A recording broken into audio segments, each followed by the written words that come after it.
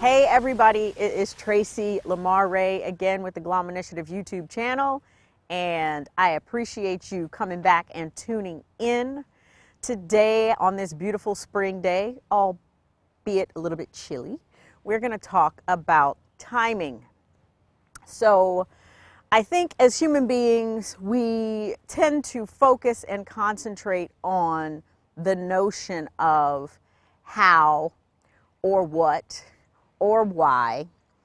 However, for me, the when has always been a very important question. And I tended to try to figure out why that was recently. And I read a book called When by Daniel, I believe it's Pink. So check it out if you're interested. I will leave a link to it, or at least the information in the description, so you'll be able to find the information about the book.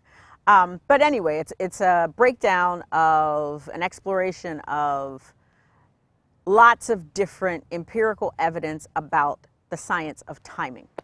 So, of course, I was interested because, like I just said, when has always been a very curious notion for me. And I think I've started to realize that part of the reason why when is important, or has been important in my life, because I've always felt as if I have had to practice delayed gratification. Being patient and waiting on things and goals that I have been working towards really diligently, and wondering why these things haven't happened for me now. So I'm pretty sure that's why the when has always been on my radar, at least subconsciously. You know, all of my academic pursuits have taken longer than the average road. You know, building businesses take a tremendous amount of time and energy and effort. And so again, you're patient, you put your head down, and you work and you work and you work, and you're wondering, when are these things going to happen? So why do I think it's interesting to understand and consider timing? And how does that apply to our everyday lives? So when we think about time and timing, it's important to understand that timing matters. So, specific example, when you're goal setting and you're setting SMART goals, it's very important to consider the timing of that goal. Sometimes it's the right initiative or the right goal, but it's the wrong time. And it's not even about the how and the why or the what. It literally is just the wrong time to start the pursuit. So another example, or a really specific example, is when we come out here and I come out with my production team to execute these videos for you. There's all sorts of distractions around us that we cannot control. So the timing and the when of when we shoot is critically important. Sometimes we have to pause, sometimes we have to modify, a lot of times we have to move. We're always waiting on the appropriate weather, so we're not out here in the snow or in rain and precipitation. So when is at top of mind when it's time to shoot or scheduling a shoot? Look at this, on cue, here comes the noise.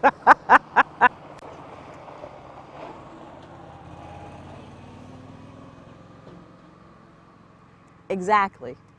When is vitally important when you are considering a task, a goal, an initiative, or just a project in life.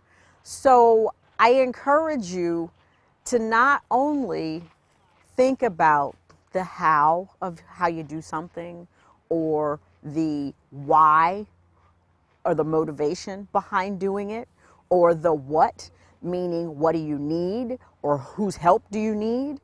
Really consider timing, because a lot of data and a lot of evidence has shown us that timing matters. when you start a project and when you start out on a project makes a difference on the likelihood of you succeeding in that project. Our biorhythms and circadian rhythms matter. If you think about nature, there is a seasonal arc to things. So if you try to plant anything other than a bulb in the fall, maybe you could probably do, kale and cold crops. But if you try to plant, let's say, corn in October, you're not going to do so well. Because again, there is a divine and more appropriate and useful time to plant certain crops. Just like our ideas, just like, in relationships, think about the timing of things. Maybe you're having a conversation with a spouse and they just got home from work and they're a little bit hungry or hangry, as we like to call it. And you've got some things that you think are just, so urgent that they have to be discussed in that moment. And it might not be the right time to approach that conversation.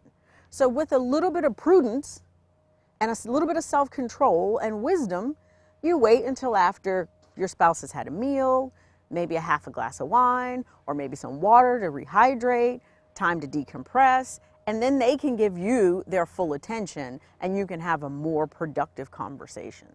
So anyway, this is just an illustration and a loose conversation about timing and the importance of understanding when to move and when not to move. And hopefully you found it interesting. It's a topic that I'm going to continue to explore personally because I find it fascinating. And let me know what you think in the comments. Thank you. Do you have the courage to show up for your own life? To realize your vision and unlock your potential, contact GLOM Initiatives at 757-550-4987 or glominitiatives.com.